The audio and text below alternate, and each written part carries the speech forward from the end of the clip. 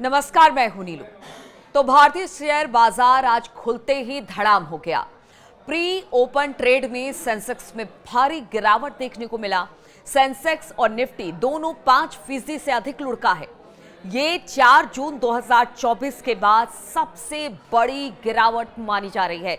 इससे पहले 4 जून 2024 को दोनों इंडेक्स में 8% से ज्यादा की गिरावट दर्ज की गई थी, जो उस समय लोकसभा चुनाव नतीजों को लेकर बाजार में आई घबराहट की वजह से हुई थी। शेयर मार्केट की बात की जाए तो भारतीय शेयर बाजार में आज भारी गिरावट के पीछे कई ग्लोबल और घरेलू कारण बताए जा रहे हैं। सबसे बड़ा कारण है अमेरिकी राष्ट्रपति ट्रंप की टैरिफ पॉलिसी, जिससे ग्लोबल मार्केट बुरी तरह से हिल गया है। इसने दुनिया भर के निवेशकों में बेचैनी बढ़ा दी है। इससे पहले जापान, हांगकांग और ऑस्ट्रेलिया जैसे बाजारों में भी तेज गिरावट देखने को मिली थी, जैसे कि साफ है कि ट्रेड वॉर की चिंता अब पूरी दुनिया को हिला रही है।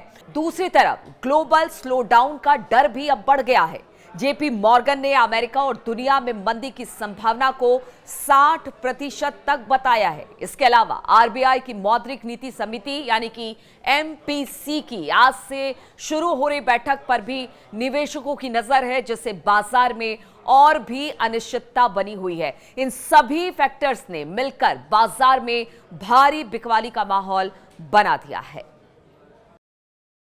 बहुत भारी गिरावट है और जो ट्रंप ने अनाउंस किया है बहुत सारे देशों के ऊपर जो टैरिफ लगा दिया है, रेसिप्रोकल टैरिफ लगाया है, और चाइना ने भी रिटेलिएट किया है। चाइना ने भी 34% जो टैरिफ है वो घोषित कर दिया है, जिससे कि एक बहुत बड़ी जो सेलिंग है वो सभी एशियन मार्केट्स में और पूरे विश्व में ही एक सेलिंग का माहौल बना हुआ है।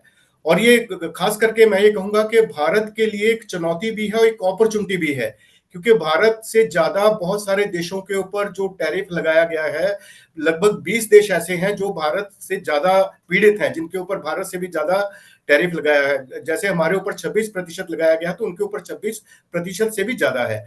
तो हमारे लिए एक अपॉर्चुनिटी भी बनती है, लेकिन एक पैनिक सेलिंग है इस टाइम पे। माहौल ऐसा है कि सब लोग देख रहे हैं कि काफी ज्यादा भारी इंपैक्ट होगा, एक्सपोर्ट्स के ऊपर इंपैक्ट होगा, एम्प्लॉयमेंट के ऊपर इंपैक्ट होगा, जीडीपी के ऊपर इंपैक्ट होगा। लेकिन मैं समझता हूं कि जो इंपैक्ट होगा वो शायद आधे प्रतिशत से भी कम होगा हमारे जीडीपी के ऊपर, और हम short to medium to long term में बहुत अच्छे से रिकवर कर पाएंगे।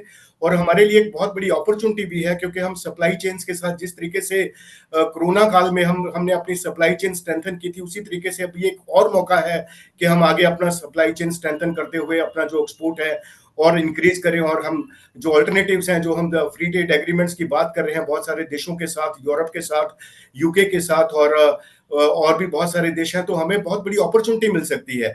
लेकिन इस समय पे जो पैनिक का माहौल है, उससे जबरदस्त सेलिंग जो है शेयर मार्केट्स में देखने को मिल रही है। इसमें रिटेल इन्वेस्टर को खास करके दूर रहना चाहिए, क्योंकि मार्केट्स आने वाले टाइम में बहुत ही वॉलेटाइल रह सकती है।